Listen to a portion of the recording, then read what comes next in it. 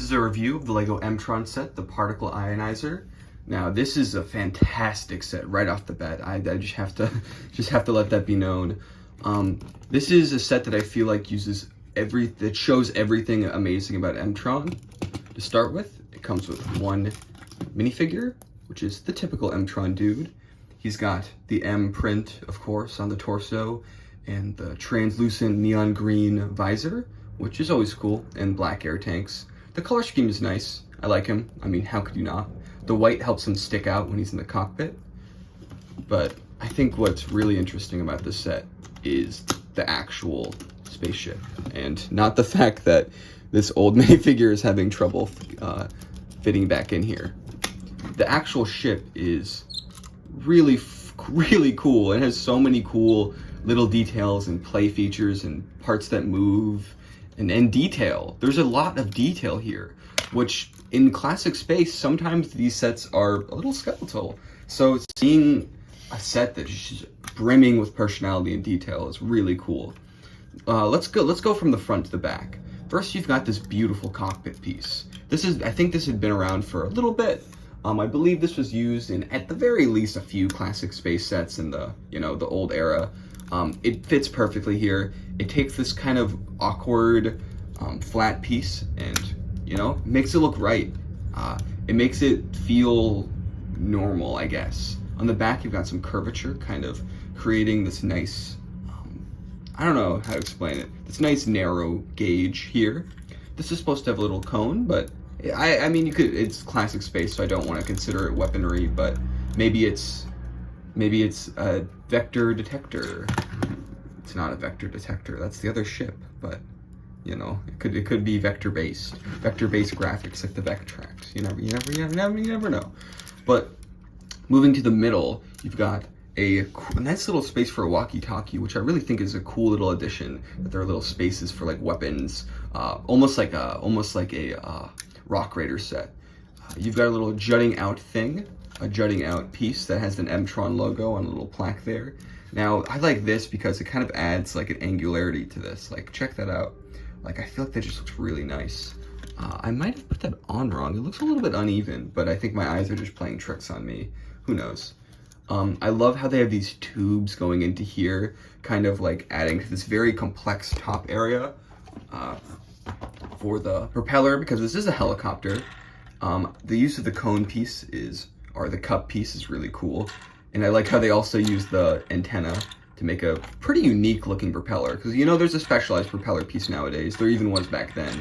But this one's a little more unique. It's a little more skinnier and sleeker.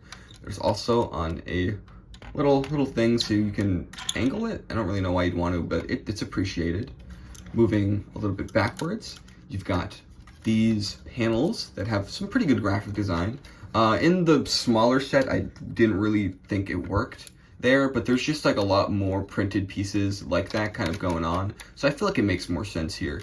And it's actually, due to the finger joints, you can actually push that up, maybe have a minifigure sit there.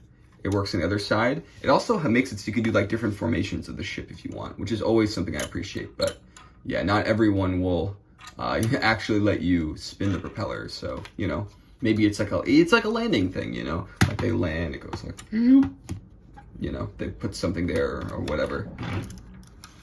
Moving on to the back, you've got more movable wing kind of style things. These ones, like the addition of these are so cool because there's so many different angles you can get, so many different vibes, and unlike the ones in the front, these ones are far back enough that no matter how high you put them, it won't interfere with the propeller. The only thing that will interfere with the propeller is me being bad at spinning it. Looking on the bottom a little bit for the construction, you kind of see how that curve, how that like wedgeness. There's like a red layer and a very distinct black layer, and I like that. On the bottom, you've got some of these black circles or circular rounded plates. They look a little bit weird. I mean, it makes sense, I guess, especially for the time, the parts they had. You want something soft for it to land on, but it doesn't even really land on them. I guess if you move that, it does. But I mean, it's not the best part usage, but it's okay. And the main play feature of this set is this thing, which is so cool. Now, M-Tron is named that, M for magnet, and this set's magnet feature is a cut above the rest. Not only does it have a magnet, but it has this sort of, I guess, I don't know, crane style finger joints that are hinged in two different directions. So you have a lot of mobility on where to put it, and if you want to keep it up. It's old and finger joints aren't the best, so it's a little bit fragile, but it's just so cool that they make it so you can just compress it so neatly in there and have like such a fun movement when it goes out, like, I love that so much.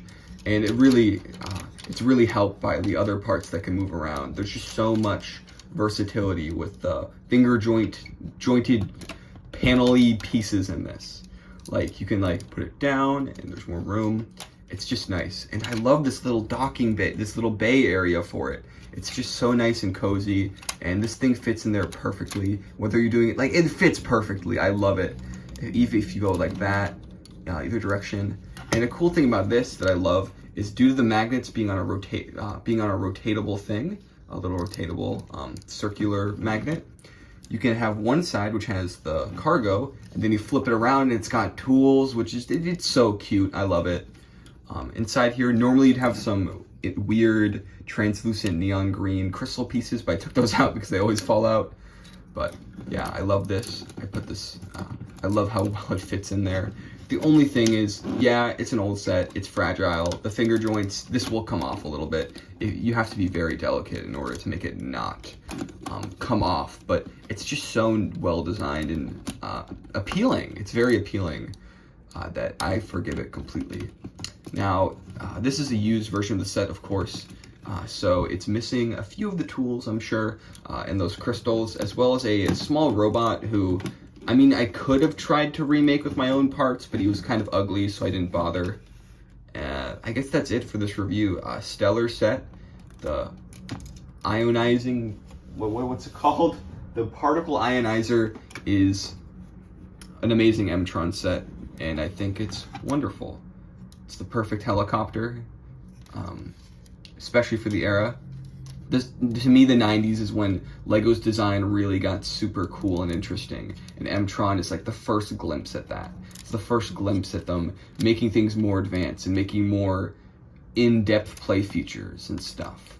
And while it would take a little bit for those ideas to become more complicated, as Lego Space kind of went in circles for a little bit, with a lot of similar themes that were a bit confused, like Unitron and, you know, that kind of, that deal, Spirius. Like, those are good themes, but they're kind of confused, and like the Space Polices.